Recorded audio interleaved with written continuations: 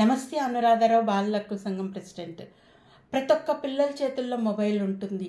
అది ఏ ఏజ్ అయినప్పటికీ వాళ్ళ ప్రతి ఒక్కళ్ళకంటే చిన్నపిల్లలు అయితే ఆడుకోవడానికి ఇచ్చేస్తున్నారు.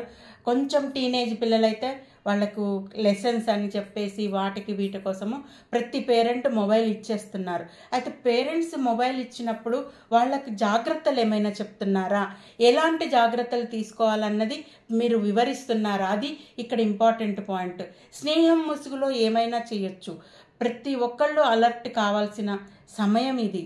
ఎందుకంటే ఆన్లైన్ స్నేహాలన్నవి చాలా డేంజరస్. ఏం చేస్తారో తెలియదు. మీతో స్నేహం అంటే తెలియని వాళ్ళతో స్నేహం చేయొద్దు అన్న విషయం పిల్లలకు స్పష్టంగా చెప్పాలి. చెప్పకపోతే ఆ స్నేహం ఎక్కడికి దారి తీస్తుందో తెలియదు, ఏ విధంగా డేంజర్లో పడతారో తెలియదు. వాళ్ళతో మీరు పర్సనల్ విషయాలు, వ్యక్తిగతంగా ఫోటోలు ఎలాంటివి షేర్ చేసుకోవద్దని పిల్లలకు ఖచ్చితంగా చెప్పండి. ఆన్లైన్ స్నేహాలు చాలా డేంజర్. ఎప్పుడైతే పిల్లలు అట్లాంటి స్నేహం ముసుగులోకి వెళ్ళిపోతారో పేరెంట్స్ వాళ్ళతో వెన్నంటి ఉండి ధైర్యం చెప్పి వాళ్ళని బయటికి తీసుకురావాలి. లేకపోతే చాలా ఇబ్బందులకు గురవుతారు.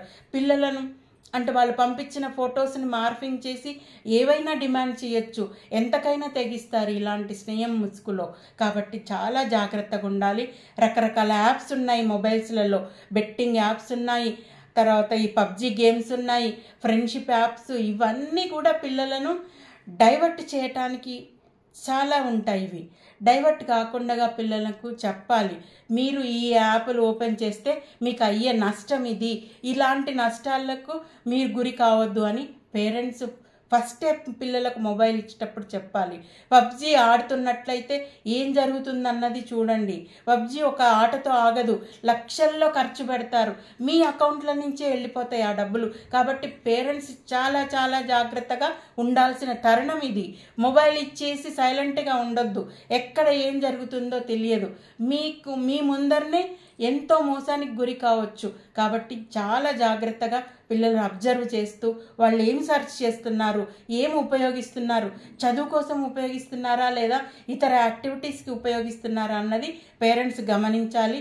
ఎలాంటి మోసానికి గురి కావద్దని పిల్లలకు పదే చెప్తుండాలి.